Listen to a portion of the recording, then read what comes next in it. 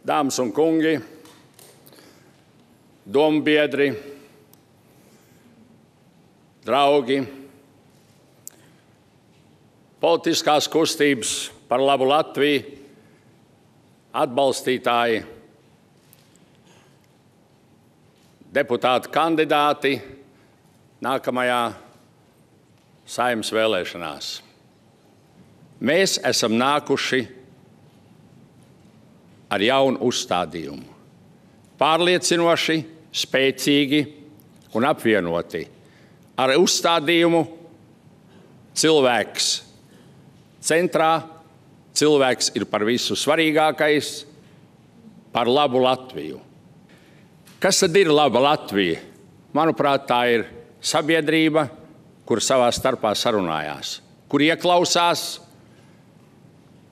kur apsola un izpilda. Laba Latvija, tā ir jāzina, uz kurien tā dodas, pa kādu attīstības ceļu, pa to ceļu, pa kuru mēs paši būsim saimnieki un noteicēji. Tas ir mūsu solījums un tā ir mūsu apņemšanās. Mēs respektējam juridisko likumdošanu, mēs respektējam klātesamību un darbošanos Eiropas Savienībā, mēs respektējam starptautiskos līgumus, bet mēs, diemžēl, par maz esam respektējuši savus nacionālās intereses. Un nacionālās intereses tomēr jāizvirz ir priekšplānā. Kas ir laba Latvija? Laba Latvija būs tad, ja mēs uzticēsimies viens otram. Tā ir mūsu visa atbildība. Un politiskā apvienība par labu Latviju ir gatava veidot tādas programmas, tādus uzstādījumus, tādus mērķus, kas atgriezīs Latvijai uzticību no tās pilsoņu puses.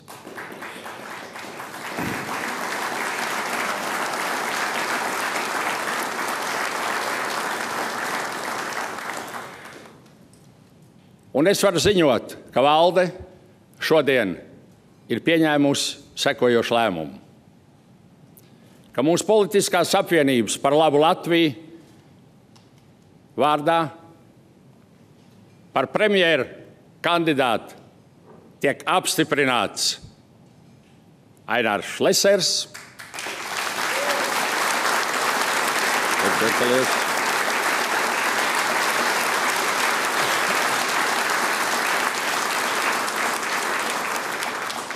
par finanses ministru tiek apstiprināts Andris Šķēle.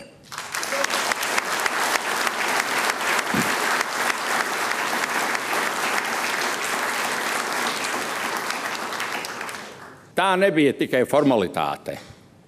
Tas bija jautājuma risinājums pēc būtības.